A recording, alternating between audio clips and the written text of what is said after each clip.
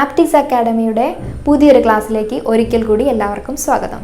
ഇന്ന് HSA മാത്തമാറ്റിക്സിൻ്റെ ഭാഗമായിട്ട് നമ്മൾ പഠിക്കാൻ പോകുന്നത് സെറ്റ് തിയറി അഥവാ ഗണങ്ങൾ എന്ന ഭാഗമാണ്. എന്താണ് സെറ്റ് അഥവാ ഗണം, ആൻഡ് സെറ്റിനെ നമുക്ക് ഏതൊക്കെ രീതിയിൽ രേഖപ്പെടുത്താം അല്ലെങ്കിൽ റെപ്രസെൻറ്റ് ചെയ്യാം, types of sets, different types of sets എന്തൊക്കെയാണെന്ന് നമുക്ക് നോക്കാം. പിന്നെ രണ്ട് സെറ്റുകൾ വെച്ചിട്ട് നമുക്ക് ചെയ്യാവുന്ന ഓപ്പറേഷൻസ് ഏതൊക്കെയാണെന്ന് ഡിസ്കസ് ചെയ്യാം. പിന്നെ ഈ ഓപ്പറേഷൻസിൻ്റെ അണ്ടറിൽ വരുന്ന കുറച്ച് പ്രോപ്പർട്ടീസ് ഏതൊക്കെയാണെന്ന് നമുക്ക് നോക്കണം.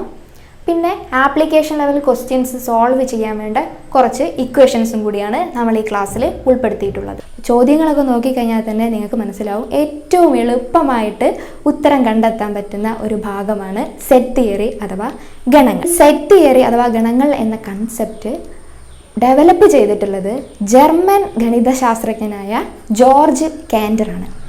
ഇനി എന്താണ് ഈ സെറ്റ് എന്നത് നമുക്ക് നോക്കാം. വ്യക്തമായി നിർവചിക്കപ്പെട്ടിട്ടുള്ള കൂട്ടങ്ങളെയാണ് നമ്മൾ സെറ്റ് അഥവാ ഗണം എന്ന് പറയുന്നത്. അതായത് a well defined collection of objects is called set. ഉദാഹരണങ്ങൾ നോക്കിയാൽ നമുക്ക് കുറച്ചുകൂടി വ്യക്തമാണ്. Collection of boys in your class, അതായത് നിങ്ങളുടെ ക്ലാസ്സിലെ ആൺകുട്ടികളുടെ കൂട്ടത്തെ നോക്കൂ. നമുക്കത് വ്യക്തമായിട്ട് പറയാൻ പറ്റും ആരൊക്കെയാണ് എന്നുള്ളത്, അല്ലേ? അതിനെ നമുക്കപ്പോൾ എന്താക്കാം, ഒരു സെറ്റായിട്ട് കണക്കിലെടുക്കാവുന്നതാണ്. സെറ്റ് ഓഫ് നാച്ചുറൽ നമ്പേഴ്സ് അഥവാ കളക്ഷൻ ഓഫ് നാച്ചുറൽ നമ്പേഴ്സ്, അതായത് എണ്ണൽ സംഖ്യകളുടെ കൂട്ടത്തെ നമുക്കൊരു സെറ്റ് അല്ലെങ്കിൽ ഗണം എന്ന് പറയാം, അല്ലേ? ശരി. എന്നാൽ സെറ്റ് അല്ലാത്തതിന് ഒരു ഉദാഹരണം ചോദിച്ചാൽ നമുക്ക് എന്ത് പറയാൻ പറ്റും? Collection of most dangerous animals in the world, ലോകത്തിലെ ഏറ്റവും അപകടകാരികളായ മൃഗങ്ങളുടെ സെറ്റ് ചോദിച്ചു കഴിഞ്ഞാൽ നമുക്ക് കൃത്യമായിട്ട് പറയാൻ കുറച്ച് ബുദ്ധിമുട്ടുണ്ടാകും, അല്ലേ? അതുപോലെ most famous writers in the world എന്നൊക്കെ ചോദിച്ചു കഴിഞ്ഞാൽ നമുക്ക് ആ സെറ്റിന് കൃത്യമായിട്ട് നിർവചിക്കപ്പെടാൻ കുറച്ച് ബുദ്ധിമുട്ടുണ്ട്. അപ്പോൾ അത്തരത്തിലുള്ള കൂട്ടത്തെ അഥവാ ഗണത്തെ നമുക്ക് സെറ്റ് അല്ല എന്ന് പറയാൻ പറ്റും. സാധാരണ സെറ്റിനെ നമ്മൾ ക്യാപിറ്റൽ ലെറ്റേഴ്സ് ഉപയോഗിച്ചിട്ടാണ് എഴുതാറുള്ളത്. ABCD XYZ അങ്ങനെയുള്ള ക്യാപിറ്റൽ ലെറ്റേഴ്സ് ഉപയോഗിച്ചിട്ടാണ് നമ്മൾ സെറ്റിനെ സൂചിപ്പിക്കാറുള്ളത്. ഇനി A എന്ന ഒരു എലമെന്റ് സെറ്റ് Aയിലുണ്ടെങ്കിൽ നമുക്കതിനെ A belongs to set A എന്ന് നമുക്ക് വായിക്കാം. അതിന് മാത്തമാറ്റിക്കലി നമ്മളൊരു നൊട്ടേഷൻ ഉപയോഗിച്ചിട്ടാണ് പറയാറുള്ളത്.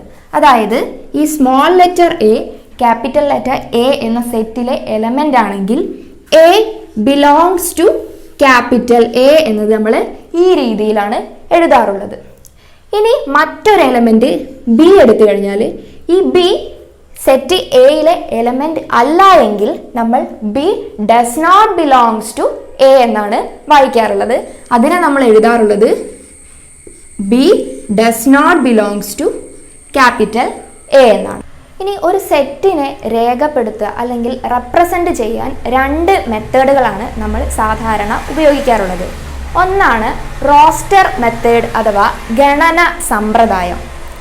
ഈ റോസ്റ്റർ മെത്തേഡിൽ ഓരോ എലമെൻറ്റിനെയും സെറ്റിലെ ഓരോ എലമെൻറ്റിനെയും നമുക്ക് കൃത്യമായിട്ട് കോമയിട്ട് എഴുതാൻ കഴിയുകയാണെങ്കിൽ അതാണ് റോസ്റ്റർ മെത്തേഡ്. ഇപ്പോൾ എക്സാമ്പിൾ പറയുകയാണെങ്കിൽ സെറ്റ് ഓഫ് നാച്ചുറൽ നമ്പേഴ്സ് നമ്മൾ എടുക്കുകയാണെങ്കിൽ നമുക്ക് അതിനെ ഇങ്ങനെ കേളിംഗ് ബ്രൈസിന്റെ ഉള്ളിലാണ് നമ്മൾ സെറ്റുകളെ എഴുതാറുള്ളത്. അപ്പോൾ കേളിംഗ് ബ്രൈസ് അതിൻ്റെ ആദ്യത്തെ എലമെന്റ് 1, 2, 3, എറ്റ്സെട്ര, ഈ കേളിംഗ് ബ്രൈസ് ഇവിടെ ക്ലോസ് ചെയ്യുന്നു. ഈ രീതിയിലാണ് നമ്മൾ സെറ്റിനെ എഴുതാറുള്ളത്. അപ്പോൾ ഈ റോസ്റ്റർ മെത്തേഡ് എന്ന് പറയുമ്പോൾ ഇങ്ങനെ കേളിംഗ് ബ്രൈസിൻ്റെ ഉള്ളിൽ ഓരോ എലമെന്റിനെയും കോമയിട്ട് ഓരോ എലമെന്റിനെയും സ്പെസിഫൈ ചെയ്ത് എഴുതുന്ന മെത്തേഡാണ് റോസ്റ്റർ മെത്തേഡ് എന്ന് പറയുന്നത്. രണ്ടാമത്തെ മെത്തേഡാണ് set builder method. Set builder method അല്ലെങ്കിൽ നിയമസമ്പ്രദായം എന്ന് പറയും.